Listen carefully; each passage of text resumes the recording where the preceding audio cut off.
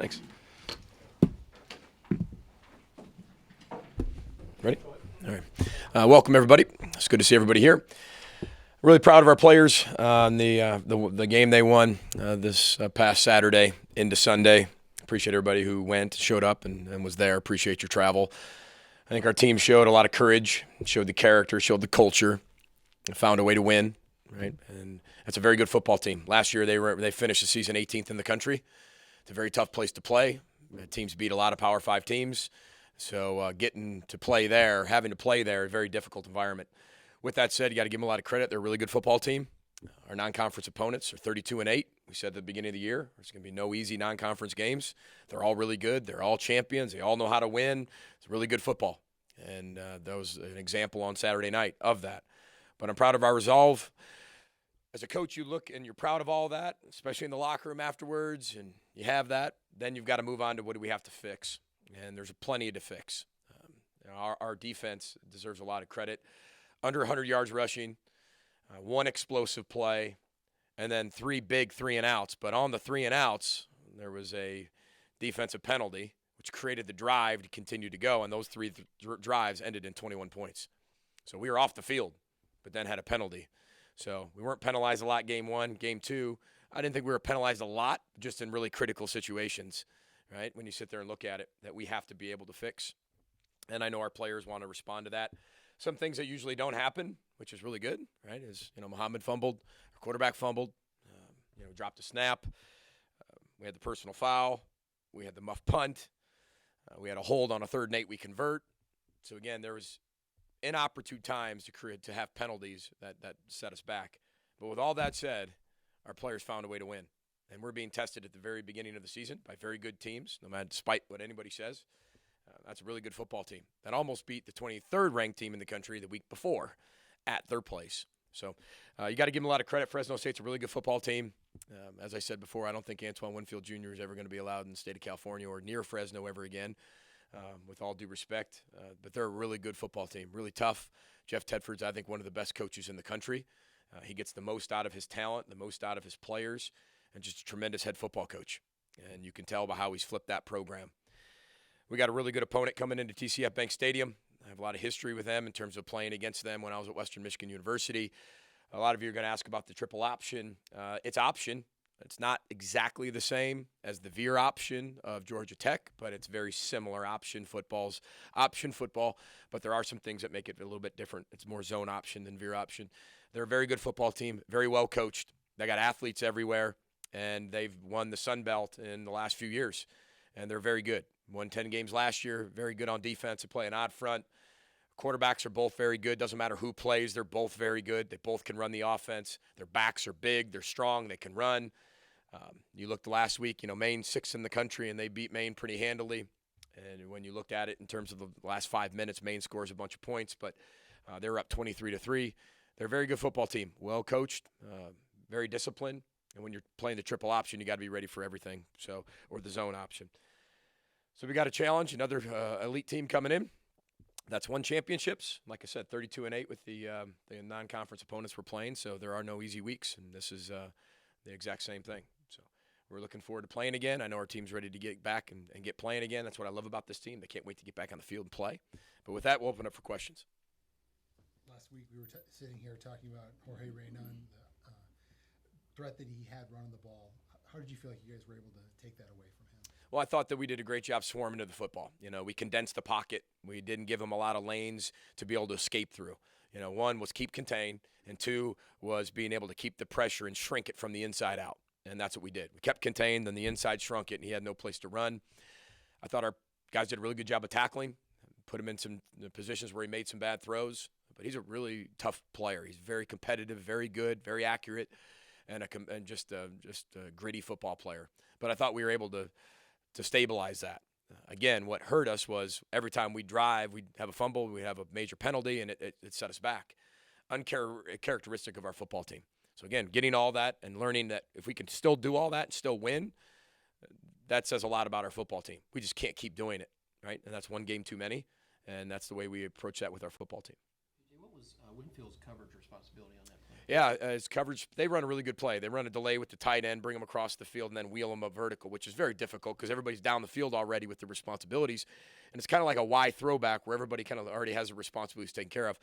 But he's supposed to take the post to the middle of the field, which he did. Once he knows Jordan Howden can take over the post, he can now work back to the backside. He sees it. Jordan takes over the post. He wheels back around and makes the play he makes. So it's his responsibility. And he makes a heck of a play, just like he did last year. It was his responsibility, and he makes the play. But he can cover so much ground so quickly. No matter where he is on the field, he can be able to diagnose and go, and that's one of his strengths. It's coach, but it's also an intangible that he has, this instinct that he has, and that's why he's such a really good football player. So is that was what the play he was supposed to make, or is he freelance, or is he had the Well, he's free after the post gets taken by Jordan Howden, and now he can come off of that. Now, as he did that, he looked back and saw the ball being thrown, and that's why he wheeled back. So, it was a great play, just tremendous football play. I mean, just tremendous football play done by the best player on defense we have, with all due respect to everybody else. I mean, one of the best players. How would you describe the difference between defending Georgia Tech versus Georgia Southern from your defense's perspective? Well, there's a few different things we're going to do. I'm not going to get into all the specifics of what game plan we're going to do, all right, in terms of a press conference, but there is slight differences between the veer option and the zone option. And they do a lot of things to get the ball on the perimeter quickly. They got some skill, they got athletes, and they want to get the ball on the perimeter now. And we know we're going to be able to see that, but they're also doing a good job of running the inside zone and getting the ball inside. They have athletes everywhere. I think that's what makes them really dangerous. Coach, you've talked several times about Tanner's ability to respond to adversity. Given everything that transpired, I mean, what does that say about him to be able to make that throw late in regulation to get things tied up? Well, I think it just shows the confidence we have in our players. Everybody's talking about, Tyler Johnson. They should be. Everybody's covering Tyler Johnson. They should be. That last play, Rashad Bateman's double covered into the boundary, right? He's got a cloud corner, and then you've got double coverage, like kind of a bracket on number 6, Tyler, and then, 7's to the field by himself. And he's got to be able to make that play. We got to be able to make that throw and make that play to win a lot of football games. We got to be able to use the whole field. We got to be able to use all of our football players. And this is starting to be able to see what our offense can become as we keep moving forward, of all of our players being involved. Not just Tyler Johnson, not just Rodney Smith, not just Mohamed Ibrahim, not just Rashad Bateman, but get everybody involved, right, as we keep moving forward. And that's what we want to be able to do. But it says a lot about his character. It says a lot about him as a leader and the response mechanism we've talked about since day one. Something bad could happen. The next play, he's going to make it good. Something good can happen. He's got a short memory. He's going to forget it and move on. That's what he does. He's a tremendous leader, and he's tough. You mentioned your offense. What is the challenge where you want to establish your run and be a physical run team? You have 2 good backs. Then you watch your wide receiver core, and you're thinking, throw it every time because you have mismatches with Bateman or Ottman Bell or whoever. How do you balance what this offense is going to be? I think it's developing. That's the word I keep saying. It's developing. We're finding out what everybody still can do. And how we're able to distribute the ball to every single person that can do it, but also still keep our offense as simple as possible that we possibly can for right now. But we're going to do what we have to do to find a way to win football games. And if people are going to double cover Tyler, we got to find new ways to get Tyler the ball like we did last week. And we'll continue to do that for everybody. There's one football, all those athletes, but this is starting to see what we can expand on as we keep moving forward. Because last year you're just finding out maybe what they can do. Now they're actually earning it and doing it and producing those results. And that's what you want to be able to see as we continue to go over the last 10 games. So you think that the identity of this offense will be multiple? Yeah. The identity is going to be – it doesn't matter what it takes to win the football game. We feel like if we have to throw the ball 50 times to win the football game, we'll have confidence in our quarterback and our wideouts that we'll have to do that. If it's to run it 50 times and that's what it takes to win the football game, that's what we'll do. I think our team has a very a good understanding of that. It's a very selfless team. That's why I said I really like coaching the guys, is because they don't care who gets the credit. We have buckets in front of every room. All the yards go in a bucket. All the catches go in a bucket of all the position meetings, because that's the type of mentality this team has to have success. It's not going to be just about one person, and it can't be. And that's why Tyler Johnson came back this year, is because he knew what type of team we could be, not just him individually, but what type of team we could be, knowing that he's probably going to get more attention than he did last year. PJ, you said you've won a couple times without playing your best football, but what will it look like, in your opinion, when you are playing your best football? I think you'll be able to see it, and I'll be able to see it. I'll let you know when it becomes closer to our type of football. But there's been times this year we've played tremendous football, I mean, our drive, the first drive of the game against Fresno State is really good football.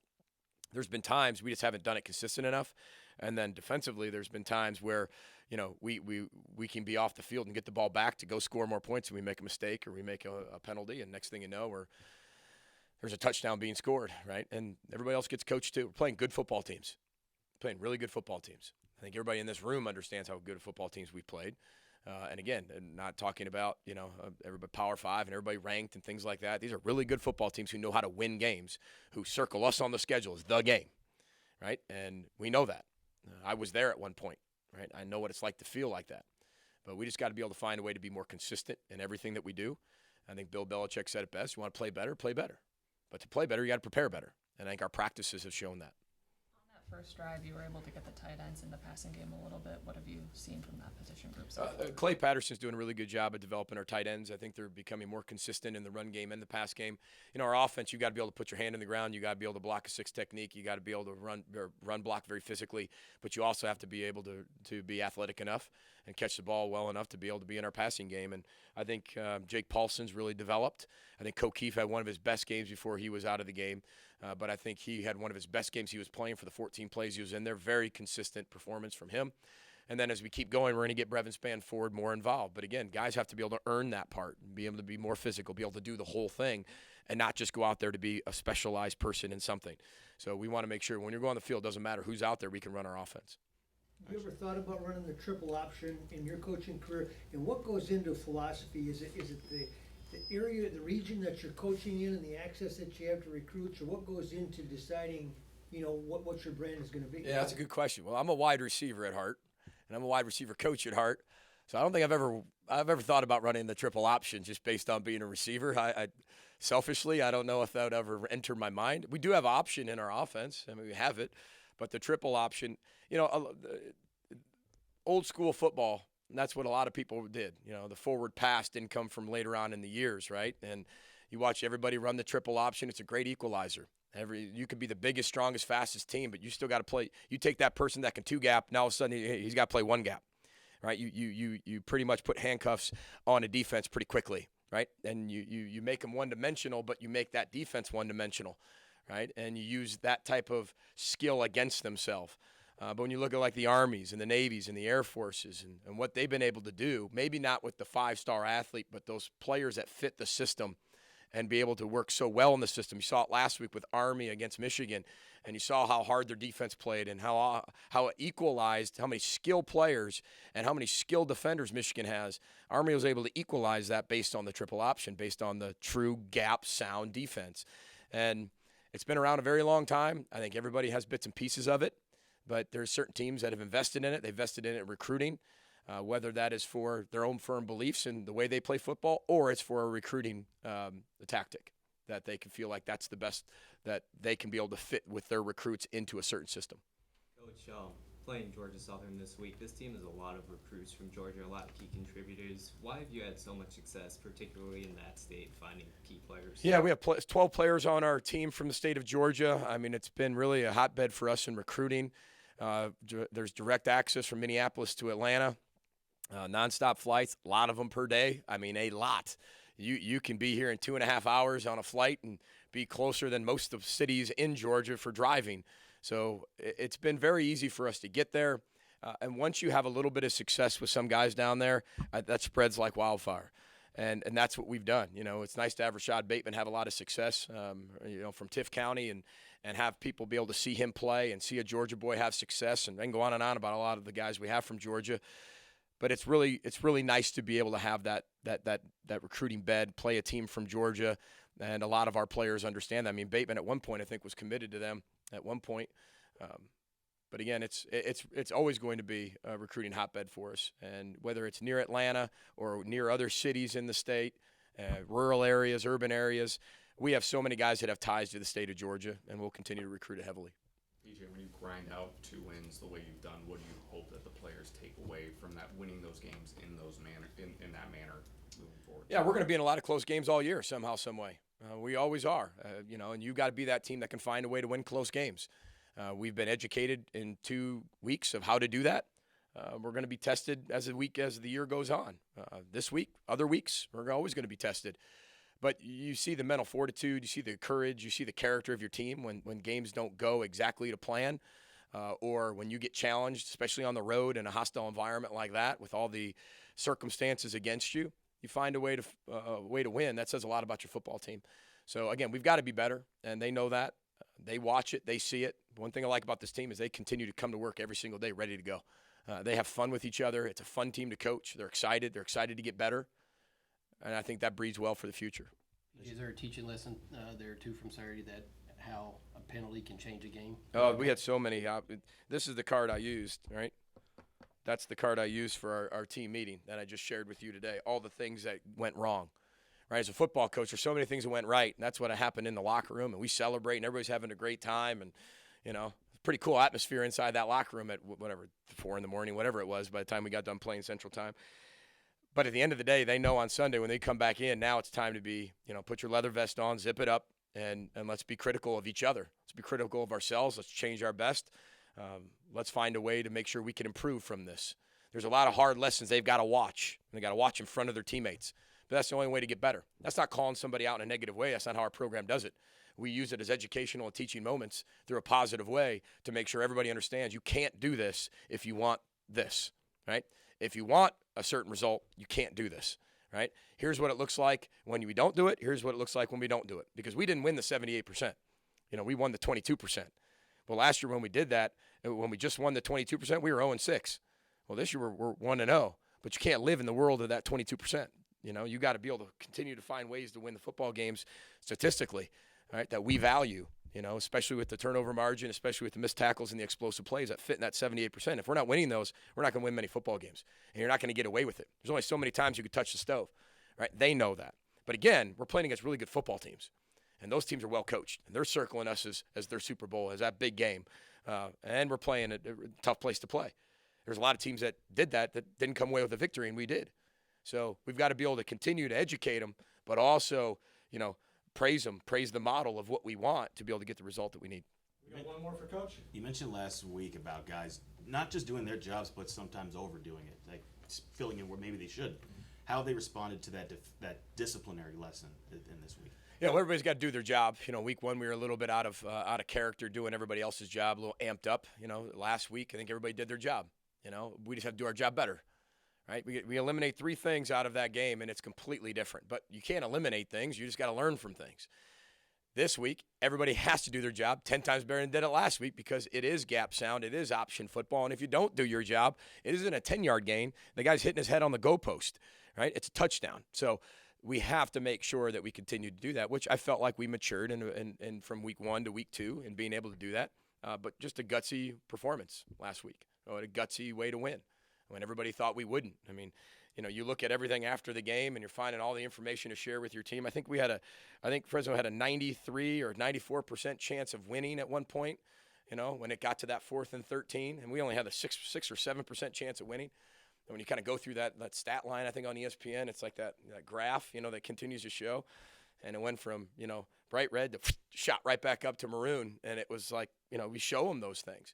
Because you can't just read the media. You can't just read the stats. You can't. You got to go play football. You got to go make plays, even when everything's against you and your back's against the wall.